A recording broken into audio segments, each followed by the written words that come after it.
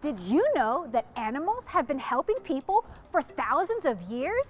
From farm animals and horses to therapy animals and guide dogs, animals have always been there for us. In this episode, we'll explore how animals and humans work together in different ways, how they help us feel better, and how we can help them too. Let's embark on a tail-wagging adventure into the incredible connection between humans and animals.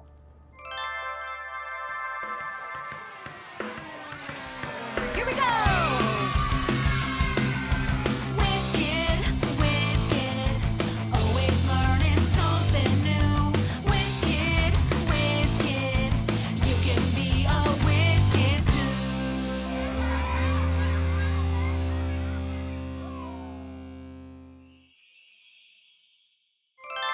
Are you ready to take a trip through 10,000 years of history and discover the amazing ways that humans and animals have worked together? You are perfecto. Let's take it back, and I mean way back, to prehistoric times. Prehistoric times. Early friendships begin. In prehistoric times, before humans wrote things down, wolves began hanging around human camps. They would howl to warn of nearby danger, "Ow!" And in return, humans rewarded them with food scraps. Over time, these wolves evolved into the first dogs, becoming our oldest animal companions. How do we know this if humans weren't writing it down? We know this because scientists have found ancient wolf bones near human camps, studied their DNA, and discovered wolves shown in old cave paintings. 10,000 BCE, the first farmers.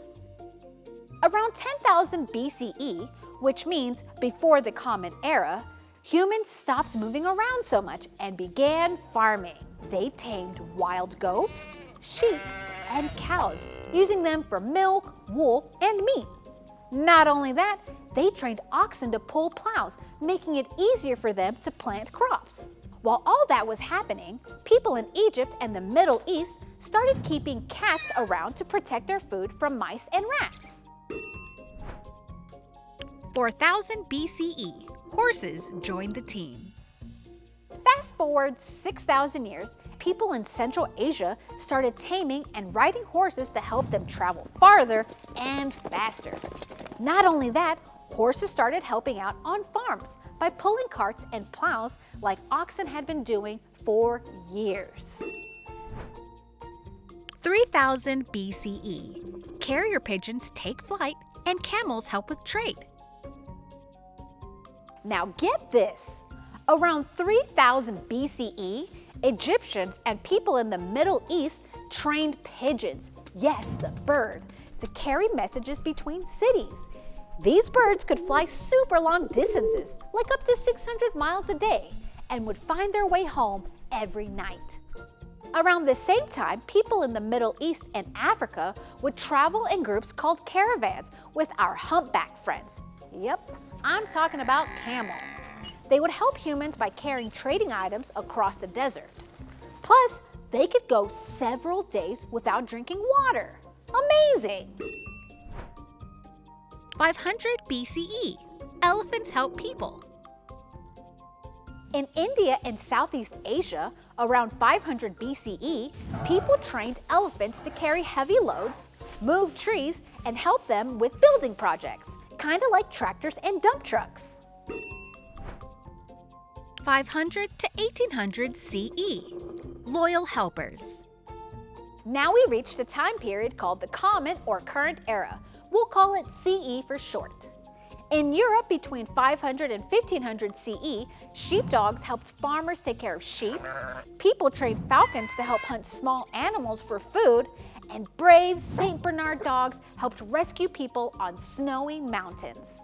In North America, people used animals like horses, donkeys, and mules to pull their carriages and wagons. And in places like Alaska and Canada, sled dogs pulled people across the snow. Mush! 1800s to 1900s. service and therapy animals and pets. The first records of guide dogs helping blind people date back to the 1800s. Service dogs were also trained to help people with hearing and mobility challenges navigate the world. Around this time, therapy dogs started being used to comfort people in hospitals, and more people started keeping dogs, cats, birds, snakes, and rabbits as pets. 2000s to today. Animals helping in more ways. Nowadays, humans are more connected to animals than ever, with dogs and cats comforting people in hospitals and schools, and dolphins and horses being used in special therapy programs for people with disabilities. Dogs using their amazing sense of smell to detect dangerous substances in airports, and even miniature horses being trained as guide animals for people who can't have dogs. Wow, what a journey! Let's review how humans and animals help each other. How do animals help humans? They provide food like milk, eggs, and sweet, sweet honey. They help lighten the load by helping with farming and transportation. They are not only our friends, but they also help us feel calm or happy. They protect our homes and farm animals. Animals help people who need extra support by guiding, protecting, and comforting them in their daily lives. How do humans help animals? Remember, it's a two-way street when it comes to our relationship with animals. We humans help animals by providing basic things like food, shelter, and medical care. Lots of folks also rescue and adopt pets from shelters, which gives animals a second chance to live in a happy home. And we also do our best to protect endangered animals in lots of different ways. Endangered means something is in danger of disappearing. Places like zoos and sanctuaries help care for them so they don't disappear forever. Animals that have jobs are trained to do special tasks, and their owners take good care of them and make sure they have a happy, healthy life. This amazing relationship between humans and animals has been growing for thousands and thousands of years and will continue well into the future. What animals do you think will help humans next?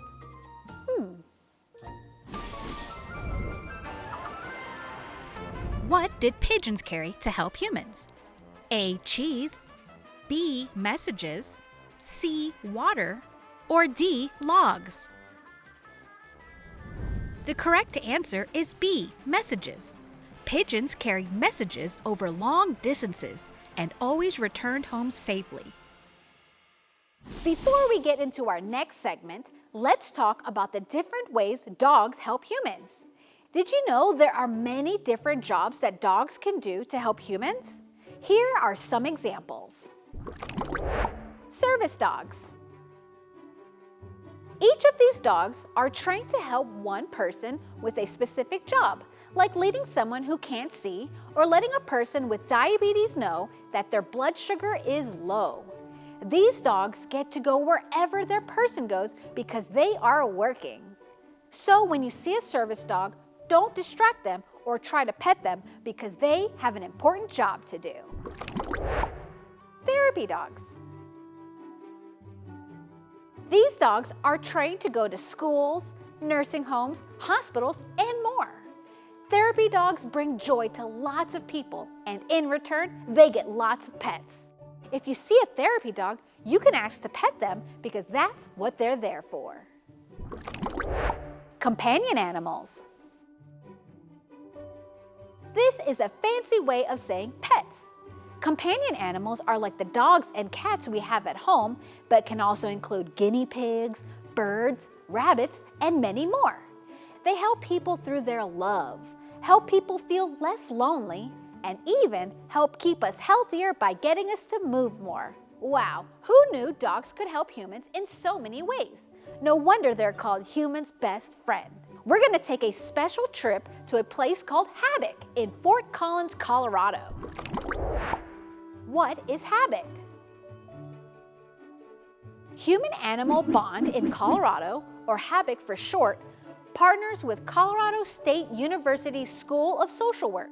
Social workers help people, families, and communities navigate difficult situations and build on their strengths. HABIC educational programs teach people how animals and humans can help each other, especially through therapy and special activities that use animals to support people's well-being.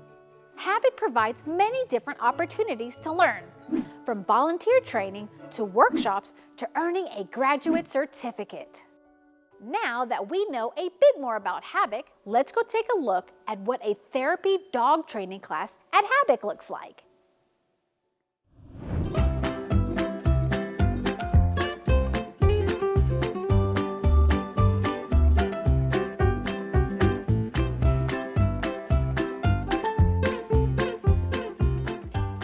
While it looks like these dogs are getting lots of pets and treats, they're also working hard to stay focused so they don't get distracted by unpredictable things out in the world. This makes them better equipped to work as therapy dogs and stay calm in busy environments, which turns out helps humans stay calm too.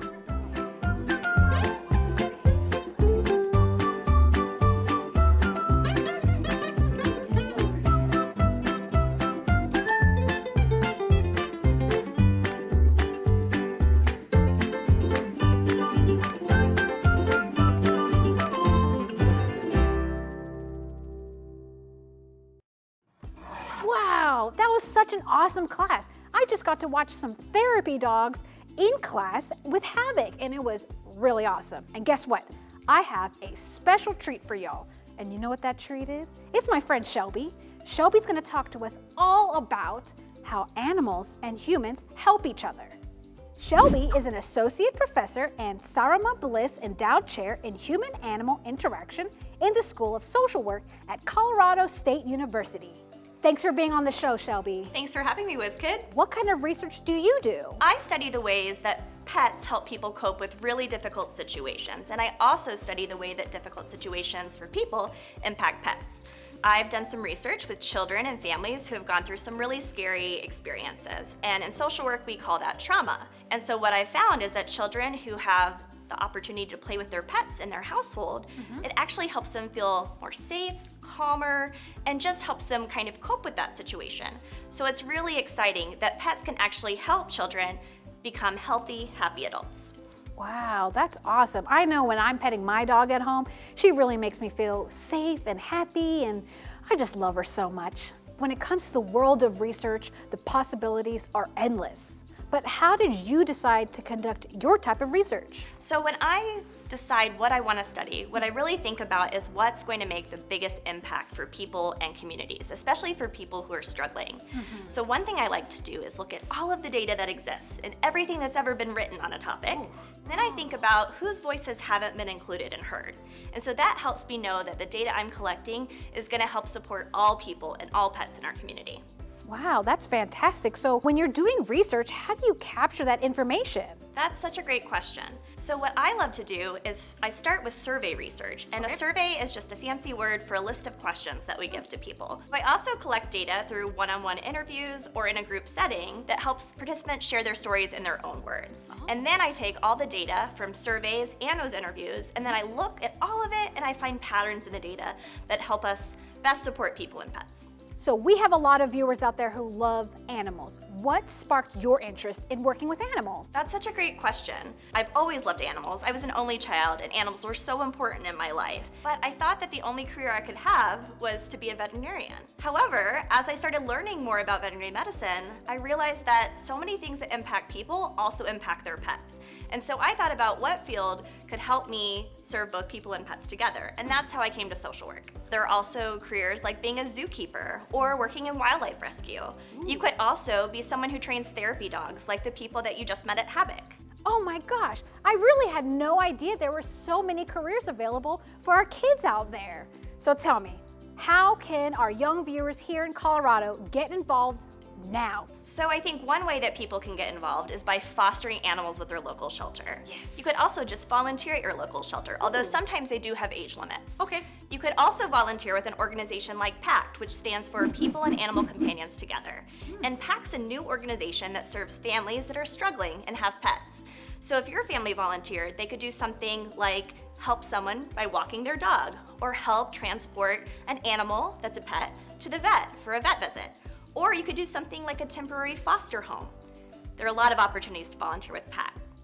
There really are. And if you can't, for whatever reason, have a pet of your own, this is a great way that you can not only help out, but get to hang out with some of our furry friends. Yeah, that's a great point. And don't forget that you can always raise donations for your local shelters. So that can be money that you raise, or it could be just pet supplies and pet food. So any supplies that the shelter needs.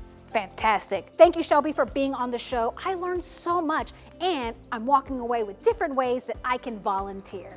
Thanks so much for having me, Wiz Kid.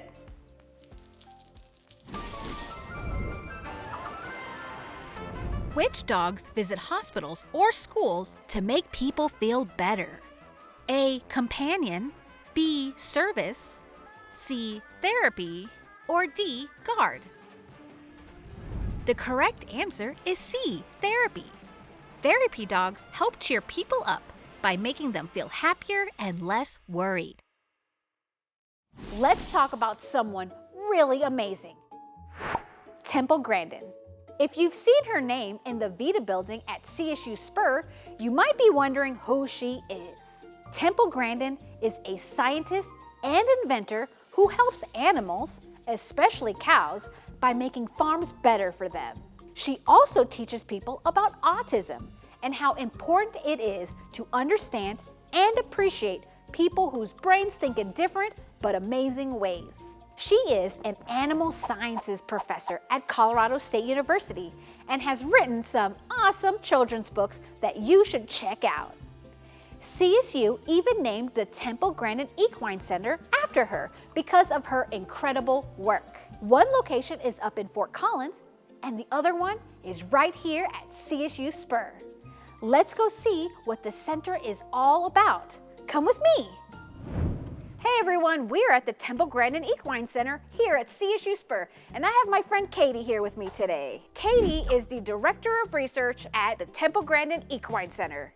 Thank you so much for being on the show today. Thank you for having me. I'm so excited to be here. In this episode, we're talking all about the human-animal connection, so it's so great that we get to see how horses and humans get to interact and engage with each other. So let's talk about the research that you do. We are looking at the benefits of interacting with horses for all people, but really today we're talking about the benefits of interacting with horses for people with autism. We believe that interacting with horses probably helps kids with disabilities feel calmer.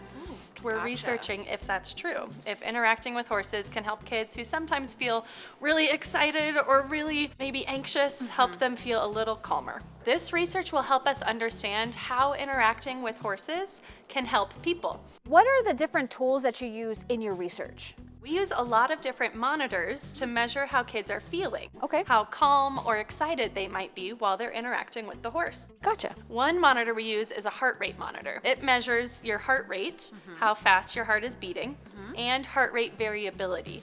So how much that changes over time. Oh, okay. We also have a wrist monitor that measures if a child is feeling nervous or excited based off of maybe how sweaty their skin is. Oh.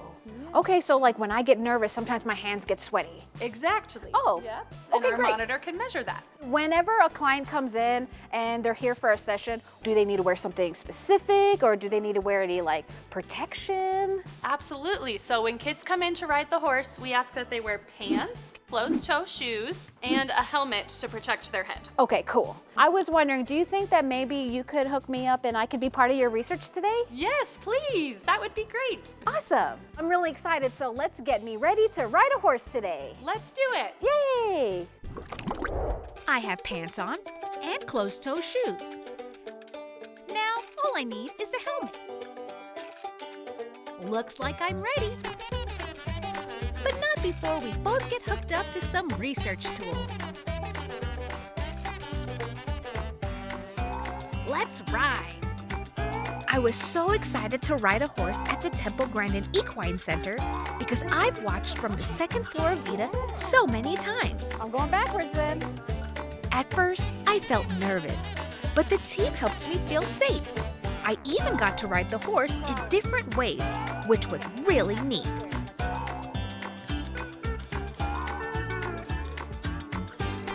Now, let's learn more about equine-assisted therapy and how riding a horse can help people in different ways. Ta-da! Thank you, Chunky. You're the best. Wow, that was so much fun. Okay, so here's my friend Debbie. Debbie is the program coordinator at the Temple Grandin Equine Center.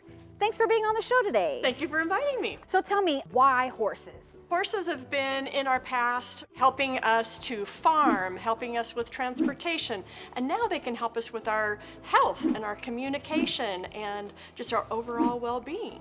What got me interested in working with horses is I joined my two loves. Okay. Doing physical therapy, and then I've always had a passion for horses. And I found out you could do the two at the same time. Amazing. So being able to work with the kids and the horses, there's just nothing better. We always want to talk about how did you get into your job? And for this episode, you know, most kids might think the only jobs available if they love animals is being a veterinarian, but there are so many different opportunities out there for them. Can you tell me a little bit more about the services that are provided here at the Temple Grandin Equine Center? At the Temple Grandin Equine Center, we provide physical and occupational therapy on horseback, so we use the horse's movement as a tool to be able to help people gain their desired functional results. We also can use them with psychotherapy, learning about communication skills, because 80% of our communication is nonverbal. Oh. And so just by watching how the horse reacts to us, how his ears move, how his eyes move, what his body's doing, we can help to learn how to communicate with people better. And then we also have something called equine assisted learning, which helps you learn more about yourself and how people perceive you and how you perceive others. Wow, I had no idea all these different sessions. Right?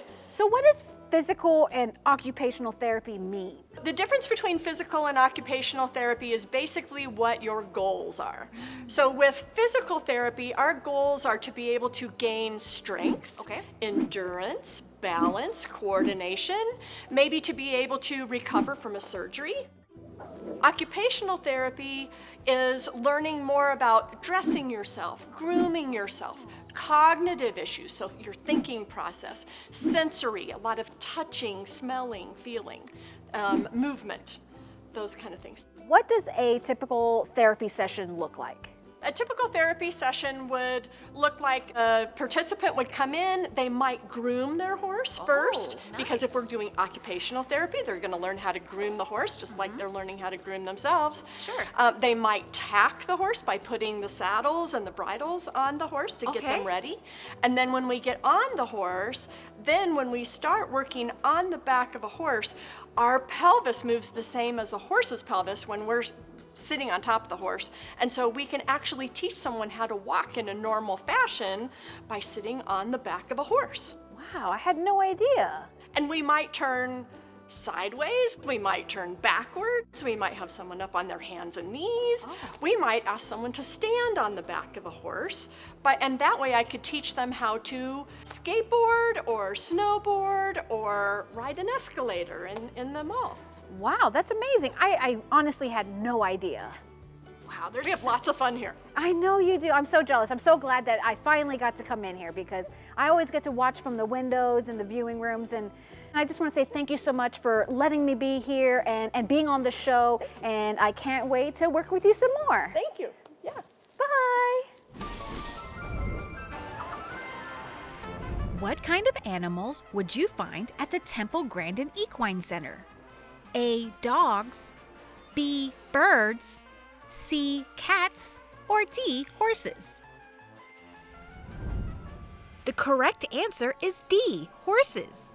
The horses at the Temple Grandin Equine Center help people feel better through equine-assisted services. Wow, what an unforgettable episode all about the connection between humans and animals.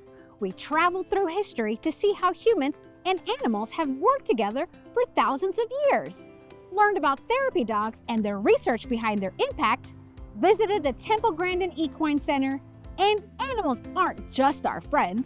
They help us ride through life in so many ways. And it's a two-way street because we love caring for them too. So next time you see an animal, be sure to pause and appreciate the special connection that we share. Until our next adventure! Parents, your kid can be a Wiz Kid too. Join the Wiz Kids Kids Club for experiments, activities, and so much more. Can't get enough of Wiz Kid? Follow us on social at CSU Spur Wiz Kid. And of course, don't forget to like and subscribe.